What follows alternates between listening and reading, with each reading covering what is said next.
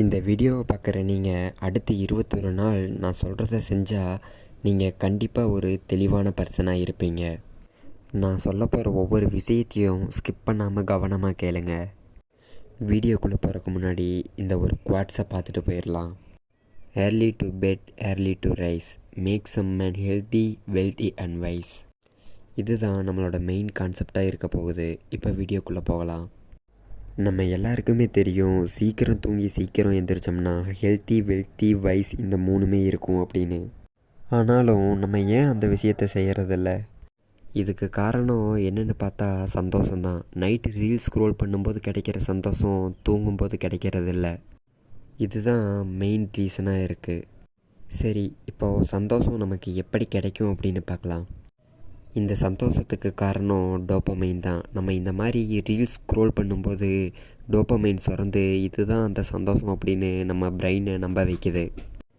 இந்த மாதிரி ரீல்ஸ் பார்க்குறனால தப்பான இடங்களில் நம்மளோட டோப்பமைன் ரிலீஸ் ஆகுது. எந்த இடத்துல டோப்பமைனை ரிலீஸ் பண்ணக்கூடாதோ அந்த இடத்துல தான் நம்ம அதிகமாக டோப்பமைனை ரிலீஸ் பண்ணிகிட்டு இருக்கோம். இந்த மாதிரி காலையிலேயே உங்கள் டோப்பமைனை ரீல்ஸ் பார்த்து ரிலீஸ் பண்ணுறனால மற்ற எந்த விஷயத்தையும் செய்ய உங்களுக்கு பிடிக்காமல் போயிடும்.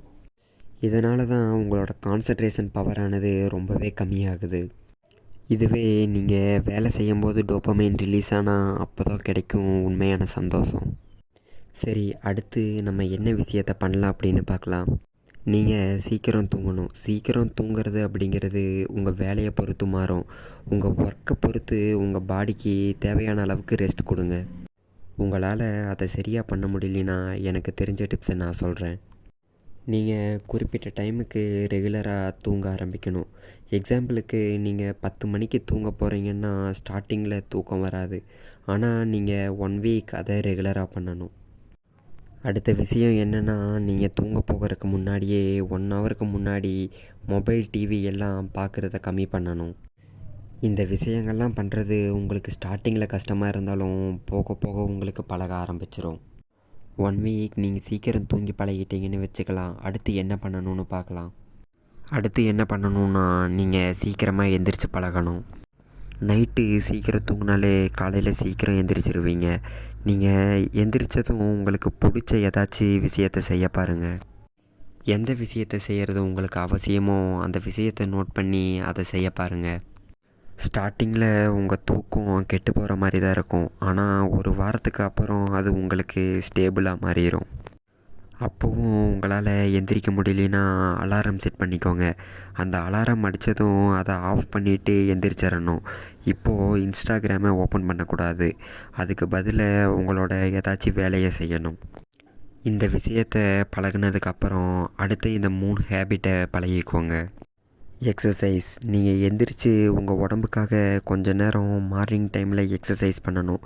இதை டெய்லியும் செய்ய பாருங்கள், தொடர்ந்து 21 நாளுக்கு. அதுக்கப்புறம் உங்களுக்கு இருக்க டிஃப்ரென்ஸை நீங்களே கண்டிப்பாக நோட் பண்ணுவீங்க. அடுத்த விஷயம் புக் ரீடிங். நீங்கள் உங்களுக்கு பிடிச்ச ஏதாச்சும் புக்கை படிக்க ஆரம்பிக்கணும். அது என்ன புக்காக இருந்தாலும் பரவாயில்ல. எக்ஸாம்பிளுக்கு ஒரு ஸ்டோரி புக்காக இருந்தால் கூட பரவாயில்ல.